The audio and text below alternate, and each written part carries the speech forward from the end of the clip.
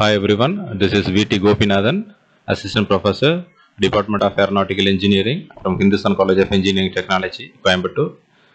In this video, I am going to talk about the aircraft stability and control. The first chapter is Introduction and Degrees of Freedom. The course prerequisites are the elements of aeronautics, aerodynamics, and aircraft performance.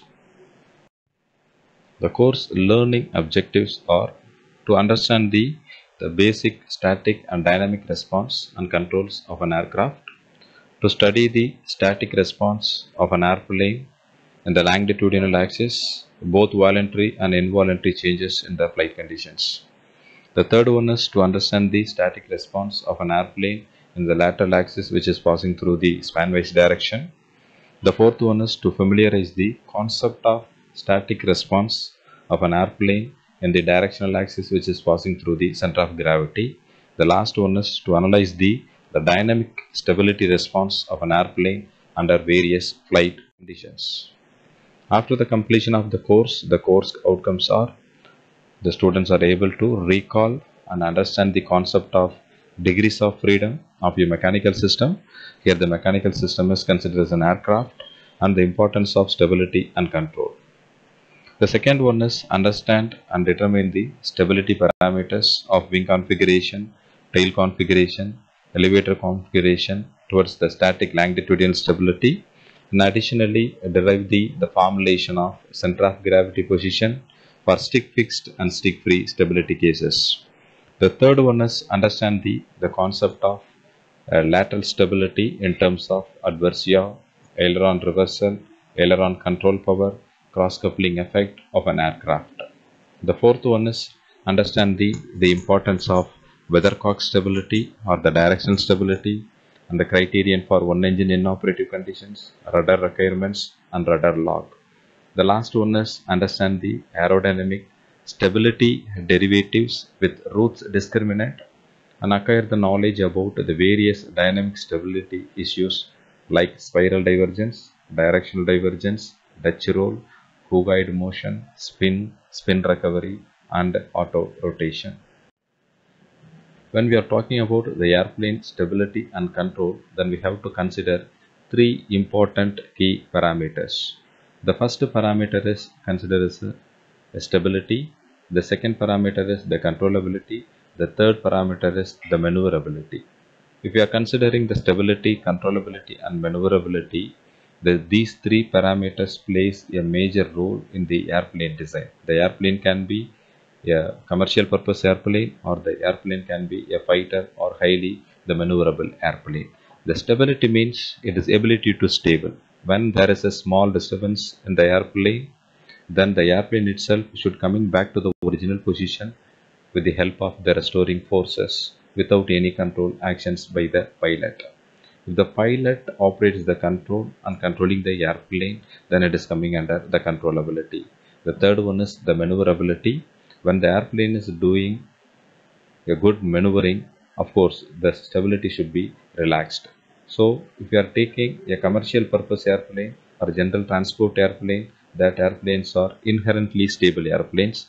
When we are considering the fighter airplanes are considered as a relaxed static stability airplanes or marginally stable airplanes. So, as a designer, when we are designing the airplane, always there should be a compromise between stability, controllability, and maneuverability.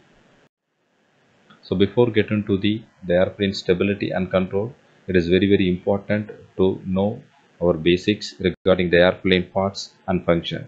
In this slide, it shows all the various components of an airplane and its functions of a commercial purpose airplane. It starts from the cockpit. So the cockpit, which is used to command the airplane, and all the controls will be there. The next one is there will be two wings which is associated with the fuselage. The one is right side wing, the another one is the left side wing. Always we can consider the right side and left side from the pilot view when he is sitting inside the cockpit, and the right side wing is considered as a starboard wing. The left wing is also known as a port wing.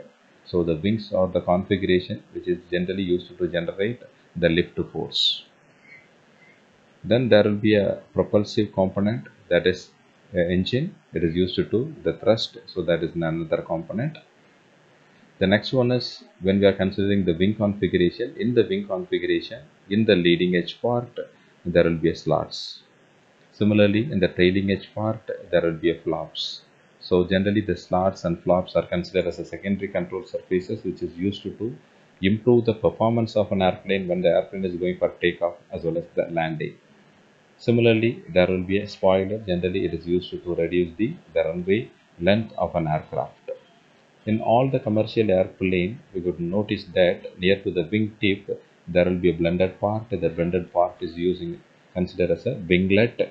The winglet is used to reduce the drag, particularly the more amount of induced drag which is created by the wingtip vortices. And another important parts of the airplane is the one is located in the airplane wing configuration, that is aileron. The second one is located in the horizontal tail configuration, that is the elevator. The third one is located in the vertical stabilizer, that is the rudder. So this rudder, elevator and aileron, these configurations are considered as the primary control surfaces of an airplane to control or change the different motions of the airplane. For an example, if you are taking the aileron will be locating on both sides of the wing. It is operating in the opposite side, so it is used to creating the imbalance lift. So with the help of the imbalance lift, the airplane can roll to starboard side or port side.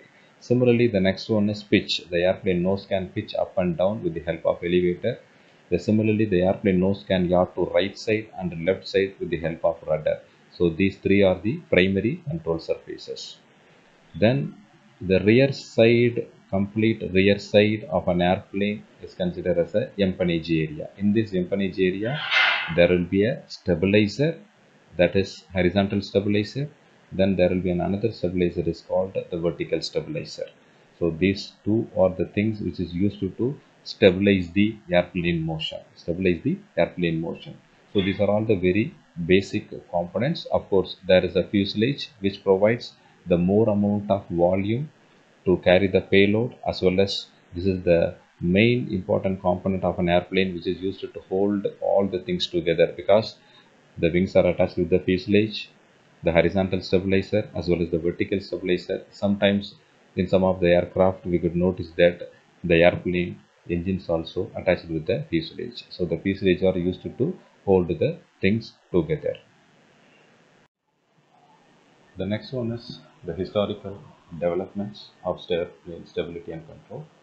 The first attempt to study the stability of vehicles were made by Sir George Cayley, who also carried out a number of experiments on models of gliders with a horizontal tail to understand the concept of the longitudinal stability.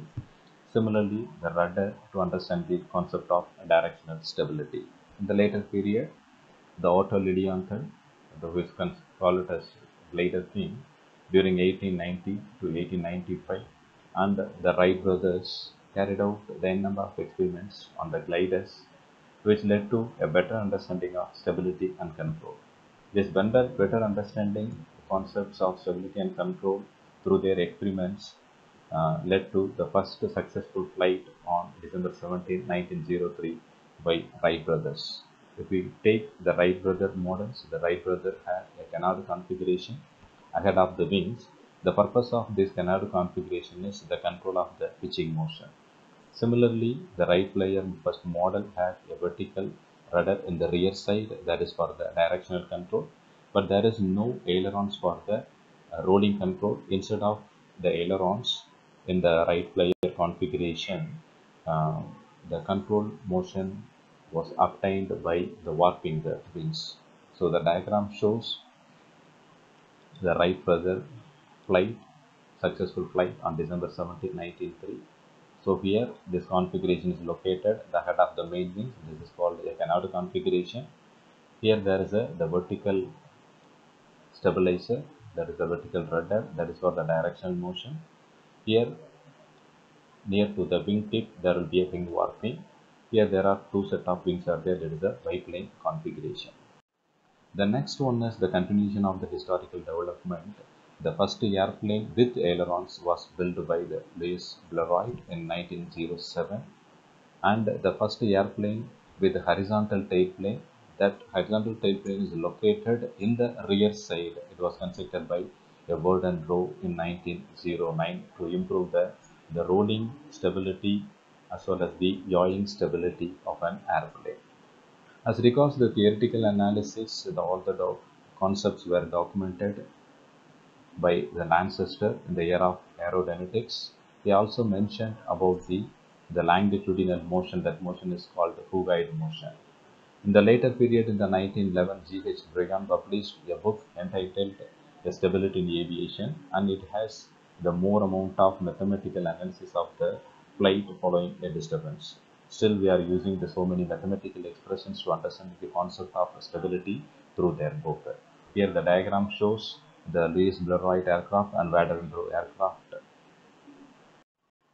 The next one is the improvement of the historical development during the 1930 and 1950 with the help of the modernization of the engines. Then the supersonic flight and supersonic flight it is coming to the picture. At that time, there will be an improvement in the flying qualities and the automatic controls. So in the year of 1980s, the airplanes with the fly-by-wire technology were available. In this technique, the movement of the control stick or the pedals by the pilot from the cockpit is transmitted to a digital computer. Then the input to the computer is processed along with the characteristics of the airplane, and the actuators of the controls are operated so as to give the optimum performances. Then they are taking the recent developments. The recent developments include the relaxed static stability and control configured vehicles. So these are all the relaxed static stability and control vehicle configurations are incorporated in the modern jet fighter airplanes. So finally, the importance of stability and control analysis can be judged from the fact that the lack of adequate stability and control was the cause of the failure of early heavier than air machines to sustain themselves in air.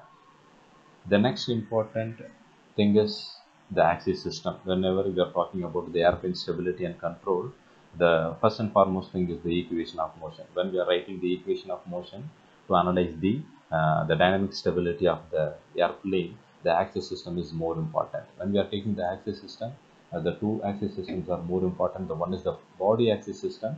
The body axis system is considered as a rotating frame. It is the orthogonal axis system fixed at the aircraft with origin and its center of mass. It is associated with the body of the aircraft. The next one is the earth reference system, or it is considered as the inertial frame. It is a non-rotating frame. So with respect to the earth reference system, when the airplane executes the various maneuvering or various displacements, then through the earth reference system and body axis system, it is easy to write the equation of motion to study the dynamic stability of an aircraft. When we are talking about the body axis system, at that time the airplane is considered as the plane of symmetry. So to formulate and solve the problems in the dynamic stability, we need a system of axis that is nothing but a body axis system. The next important parameter involved in the aircraft stability and control is degrees of freedom. So degrees of freedom, it is a fundamental concept relating to a system of moving bodies in aeronautical engineering, mechanical engineering, automobile engineering, and civil engineering, etc. If you are taking the degrees of freedom, the definition of degrees of freedom is it is a number of independent coordinates required to define a system. Here, the number of independent coordinates required to define a system it is equal to the number of possible displacements, how the machine or how the mechanical system is displaced in all the possible way. So that is equal to the degrees of freedom.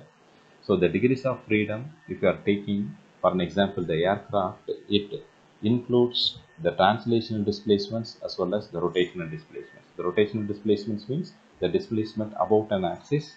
If the displacement is not about an axis, that is considered as the translational displacements. So here we are going to discuss about the degrees of freedom of an aircraft as well as we are going to discuss about the translational displacements and the rotational displacements. In a simple way, we can say that we are going to discuss about all the possible displacements of an aircraft with respect to the proper axis.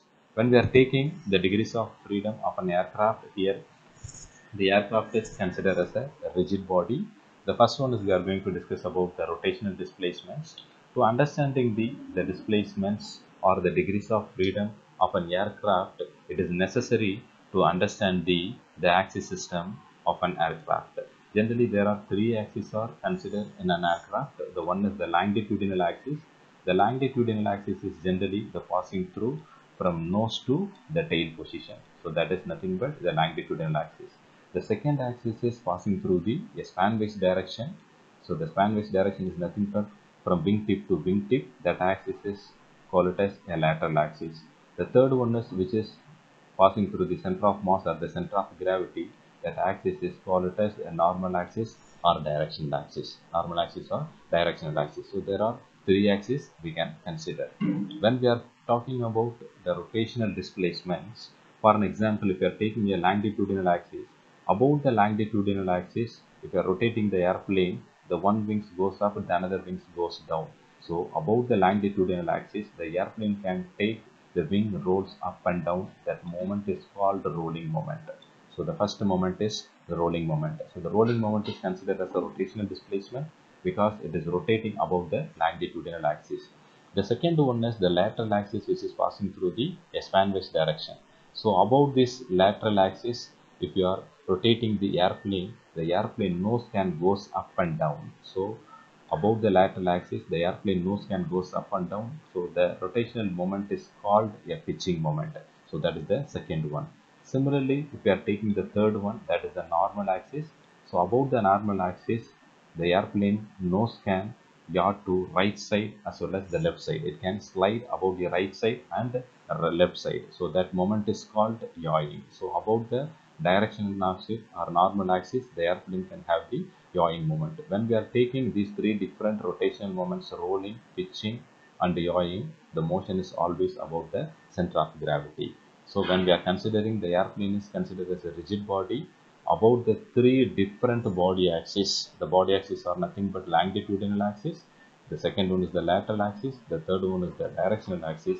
The airplane can have three different rotational displacements, namely pitching, rolling and yawing. Pitching is nothing but airplane nose can goes up and down. The rolling is nothing but the airplane wings can roll up and down. The yawing is nothing but the airplane nose is swing to right side as well as the left side. So this is the consolidated table which used to understand the stability, axis and motion above the axis. The first one is the longitudinal stability. So the motion is the pitching motion. The motion is about the lateral axis. The second one is the lateral stability. The lateral stability means the airplane will start to roll. When the airplane can roll, the airplane can roll above the longitudinal axis. The third one is the directional stability. The directional stability means the motion or moment is yawing moment. It is all about the air normal. So in this aircraft stability and control, we are going to concentrate on these three rotational displacements, namely longitudinal, lateral and directional. So as of now, we have discussed about the rotational displacements. We have identified three different possible displacements. The numbers are three. That's one is the translational displacements. When we are taking the translational displacements, again the translational displacements are three. The one is the forward and rearward movement. It is not rotating about any axis. Simply the airplane can moving forward and rearward movement that is happening in the longitudinal axis, not above the longitudinal axis. So that motion is called surging. So the first translation displacement is surging. The second one is the airplane can move left and right. Okay, left and right. Okay, so it happens in the lateral axis. So that moment is called swaying. The third one is similarly the airplane, complete airplane can goes up and down movement. Okay, so it is happening in the directional axis. So that moment is called heaving. So there are three translational displacements. The one is forward and rearward. The next one is left and right. The next one is move up and down. So it is like forward and rearward. Okay, then moving rightward and leftward, then goes upward and downward. So here the airplane will be there up, similarly the airplane will like this. Okay, so these three are the translation displacements. So if you are taking all the possible displacements of an aircraft, it is combined together of translation displacements and the rotation displacements. So three rotation displacements, three translation displacements. The rotation displacements are pitching, rolling, yawing. So the total degrees of freedom when we are considering the aircraft as a rigid body, the number of degrees of freedom is 6. When the airplane is executes these three motions combined together, then it is considered as a maneuverability of an aircraft.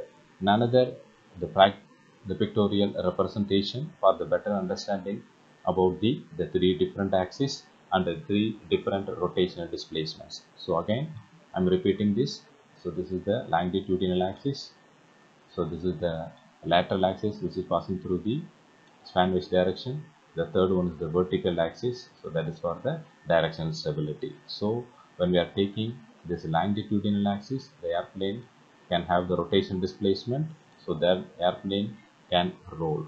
Similarly, above this lateral axis, second one is the lateral axis. Above the lateral axis, when the airplane start to the rotating, the airplane nose can goes up and down, that is called pitching. The third one is above the directional axis, the airplane nose can yaw to right side or left side, that is called yawing. Thanks for watching this video.